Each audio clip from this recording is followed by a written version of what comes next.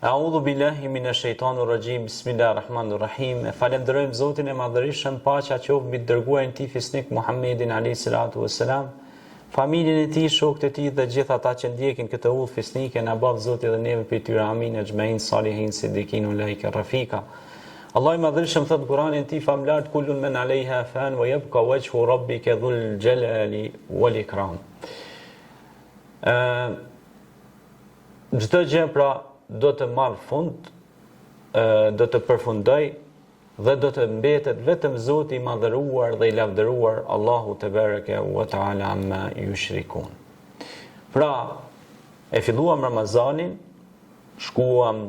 kaluam 10 ditën e parë, erdhi 10 ditën e dytë, erdhi 10 ditën e tretë dhe kaluan pra 1 muaj shahr Ramadan kaluan dhe pra përfunduan. Andaj përfundimi i Ramazanit vesh erdhi dhe po presim pra atë më të bukurën, pra që është qelshia mbitor, që është Fitr Bajrami. Kështu shkon edhe gjithë jeta e njeriu, të edhe në fund kur dalim para Zotit do të na pyetin çfarë ke bë, edhe pastaj do e pyetin këtë autorin këto që është autori 47 veprave, thotë 47 libra i kom lënë këtë dynjën për popullin tem. Edhe normalisht kalon pra gjurmë të mira për kombin, për rinin, që ata të edukohen, që ky t'i marrë veprat e mira, pra vazhdimisht sa herë që lexohen këto vepra të tij, edukative dhe frymëzuese, inspiruese. Shembullin më të mirë kemi Muhammedin alayhi salatu wassalam, laqad kana lakum fi rasulillahi uswatun hasanat, pra mithal që është një shembull shumë i mirë i cili mbillte pemë, linte fjalë të mira mbrapa, i edukon të rinin, u angazhoi në ndërtimin e xhamisë të parë, pra xhamisë të parë për besimtarët, pra pas mposhtjes së idhujtarizmit, u angazhu për ndërtimin e medreseve, shkollave, urave, çesmeve, bunareve, i angazhon tek shkruesit, ata që të lën fjalë të shënuara, si Hasan ibn Thabitin që e afroi afër veti, ose Zeid ibn Thabit, e shumë pra dietar dhe kurra të kohës, të cilët i angazhoi, e mori afër veti Ebu Bekrin që ishte i pasur, i cili investonte për dituri, për çujen përpara të përçeseve, mori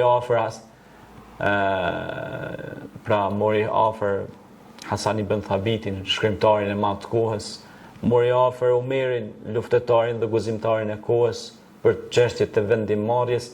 Pra të gjithë këta që i mori afër veti ishin besimtar dhe njerëz që e çuan përpara përçesin, edhe e çuan përpara triumfin e të vërtetës. Prandaj, të gjithë duhet ta dimë se një ditë do largohemi nga kjo botë dhe nuk do morrim asgjë me vete vetëm se punën e mirë, veprën e mirë, gjërat pozitive. Prandaj të punojmë në rritjen e brezave të suksesshëm. Të punojmë për atë dheun tonë, të punojmë për tokën tonë, sepse edhe Zoti do të na ndihmon. Prandaj, nëse ne angazhohemi dhe përpiqemi, pa dyshim se suksesi është i sigurt. Prandaj, siç thotë edhe Allahu në Kur'anin e tij famlart, ya ayyuhalladhina amanu in tansurullaha yansurukum wa yuthabbit aqdamakum. O ju të cilët keni besuar, ndihmoni Allahun që Allahu t'ju ndihmoj juve, edhe t'ja forcoj këmbët e juaj që të hesni përpara, pra. Normalisht që Allahu s'ka nevojë për ndihmën tonë, po ne kemi nevojë për ndihmën e Allahut. Mirë, po njerëzit duhet ta kuptojnë metaforën, duhet ta kuptojnë algoritmin, dhe duhet ta kuptojnë pra mesazhin e këtyra jetëve, është që ne të angazhohemi, të përpiqemi që ta çojmë pra fjalën e mirë në vend, të drejtën në vend, dhe të ndihmojmë pra të shtypurit, sepse Islami ka ardhur me ndihmu shtypsin dhe të shtypurit. Islami ka ardhur me ndihmue pra njerëzve, edhe pra njeriu kur e lexon Kur'anin, kur i lexon këto mësime të bukura që janë xhevahir të çmuar, lulul wal marjan, që përmenden në surën Rahman, të xhevahirët të çmuar, pra kanë ardhur me bë jetën më të mirë në këtë botë dhe pa dyshim edhe në botën tjetër me arrit, me fitue pra xhenetin. Dhe lutim Allahun që të fitojmë xhenetin Firdaus. Pra, kullun men alejha fan. Gjithçka do të përfundon. Edhe ata Nemrudat e faraonat që kanë qenë diktatorë të ndryshëm që menduan që janë të pamposhtur, erdhë zamani, erdhë koha që vetëm në librat e historisë në përkapak po I lexojmë historinë e tyre të errët, historinë e tyre famkeqe, ku shkaktuan miliona jetë pafajshme duke u marrë jetën në urdhrin edhe direktivat e tyre me një lëvizje gishti.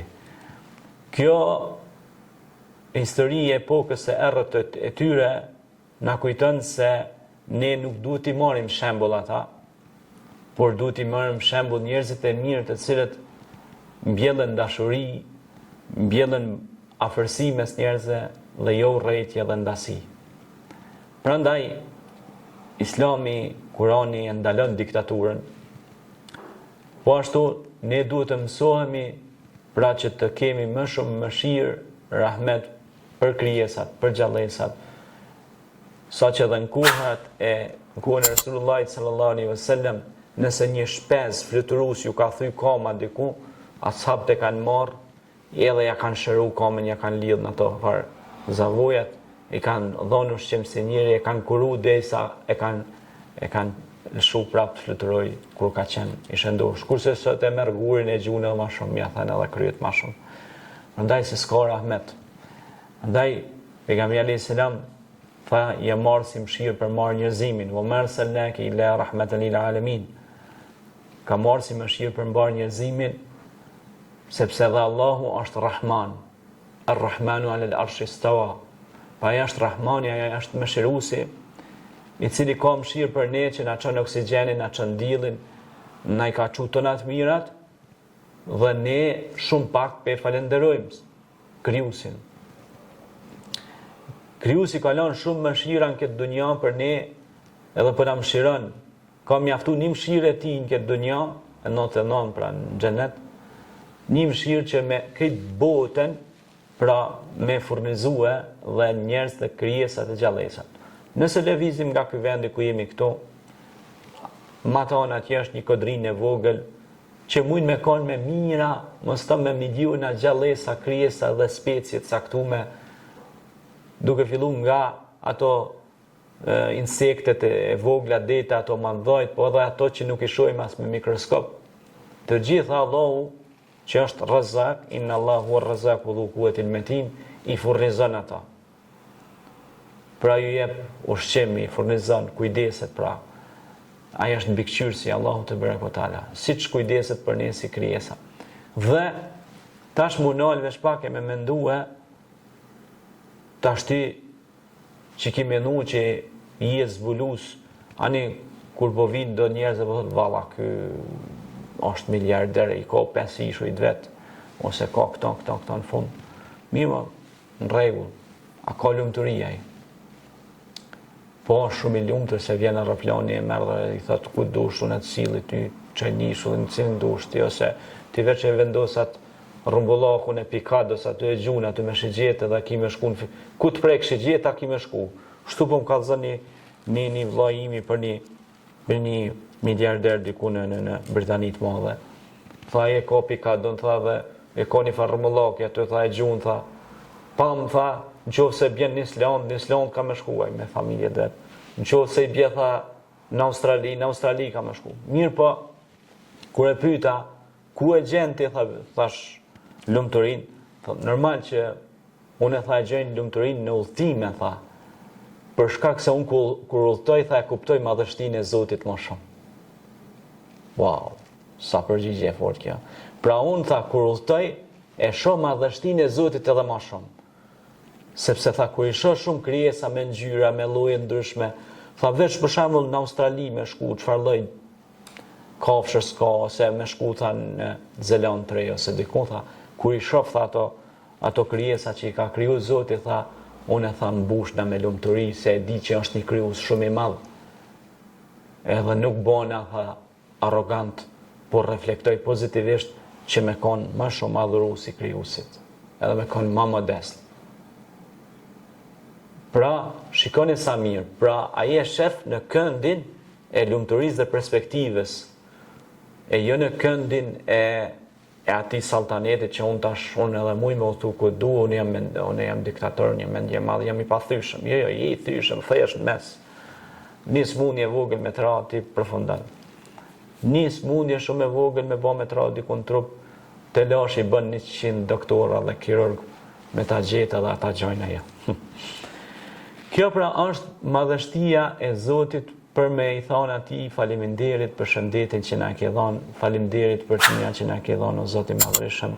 Të falenderojmë që na mundsove këtë muaj të bekum të Ramazanit me argjerue.